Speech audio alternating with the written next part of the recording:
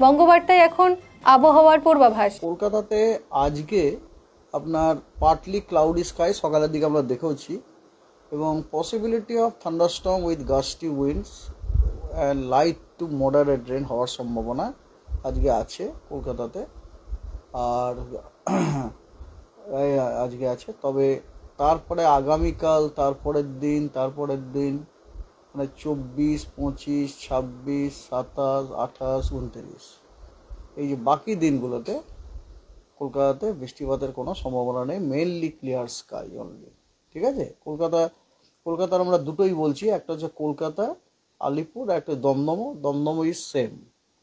ঠিক আছে, আর কলকাতার টেম্পারেচার, ম্যাক্সিমাম টেম্পারেচার মোটামুটি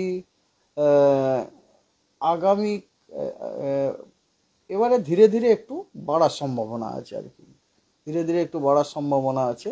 29 তারিখ নাগাদ ম্যাক্সিমাম টেম্পারেচার আবার আমরা 35 ডিগ্রি পেতে পারি আর কি। আজকে দক্ষিণবঙ্গের সব জেলাতেই আমাদের বৃষ্টির ফোরকাস্ট দেওয়া হয়েছে।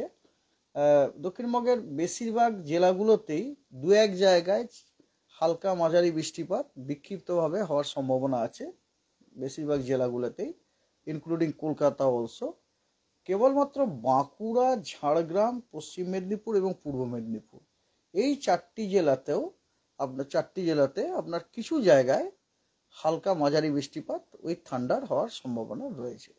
আর দক্ষিণবঙ্গের বাকি জেলাগুলিতে দু এক জায়গায় আপনার হালকা মাঝারি বৃষ্টিপাত বিক্ষিপ্তভাবে দু এক জায়গায় হওয়ার সম্ভাবনা আছে। এবং উত্তরবঙ্গের সব জেলাগুলিতেই কিছু জায়গাতে কিছু স্থানে হালকা ও মাঝারি বৃষ্টিপাত হওয়ার সম্ভাবনা আছে উইথ থান্ডার। ঠিক আছে, এটা হচ্ছে আজকে মানে এটা ভ্যালিড আগামীকাল সকাল 8:30 পর্যন্ত।